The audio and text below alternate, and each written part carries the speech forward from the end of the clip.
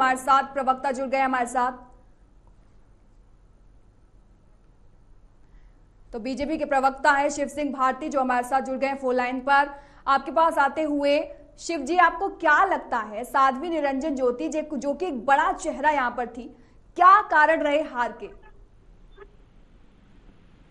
देखिए ना, साध्वी जी भारतीय जनता पार्टी का बड़ा नाम है और वो केंद्र की में मंत्री भी थी, 2 बार से सांसद रही हैं।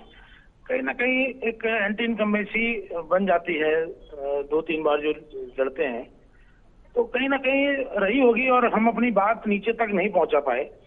और होल चुनाव आप देखेंगे, सिर्फ साध्वी निरंजन ज्योति जी का सवाल नहीं है, आप पूरा चुनाव देखेंगे तो जिस तरह से विपक्ष ने एक हुआ बना दिया था, एक झूठ प्रचार करने का काम किया था कि संविधान को इफेक्ट करेंगे, 400 सीटें लाएंगे, तो ये नीचे तक ले गए। और उत्तर प्रदेश और हमसे सटा राज्य बिहार है, यहाँ की स्थिति थोड़ी सी अलग है।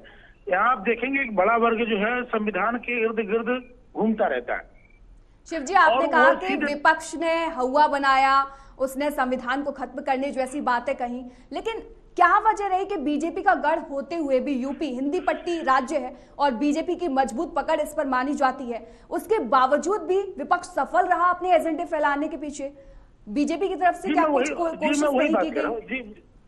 जी बिल्कुल बिल्कुल, मैं वही बात कह रहा हूँ कि कहीं ना कहीं जो है हम उस बात को कहते तो रहे, कहा हमने बहुत तरीके से समझाने का प्रयास किया, लेकिन जनता तक वह बात हमारी शायद उस तरह से नहीं पहुंच पाई, क्योंकि झूठ के पैर बहुत लंबे होते हैं और वह बहुत तेजी से दौड़ता है, बहुत तेजी से फैलता है।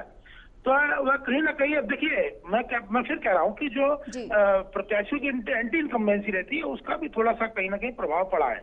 ये समीक्षा का विषय हम लोग समीक्षा कर रहे हैं, आगे देखिए उसमें क्या निकलता है। लेकिन मैं कहना यही चाहूंगा कि जो झूठ फैलाया गया था उसमें कहीं ना कहीं देखिए वोटिंग के दिन तक आप देखेंगे कहा गया कि अमित शाह जी ने फोन किया है, 150 डीएम को प्रभावित करने का काम किया, सारा झूठ। और ये कहीं ना कहीं अगर ये चुनाव परिणाम इस तरह के नहीं आते तो आज ईवीएम को ये लोग धोखा देना बता रहे होते, और भी चीजें कर रहे होते, और भी डर दिखाने का काम रहे होते, लेकिन जिस तरह के निर्णय आए हैं आज ईवीएम। ठीक है, कुल मिलाकर शिवजी आप ये मानते हैं कि हार के पीछे कहीं ना कहीं बीजेपी की कमजोरी वहां पर थी, बीजेपी जान नहीं पाई समय रहते, और यही कारण था कि निरंजन ज्योति वहां से हार गई।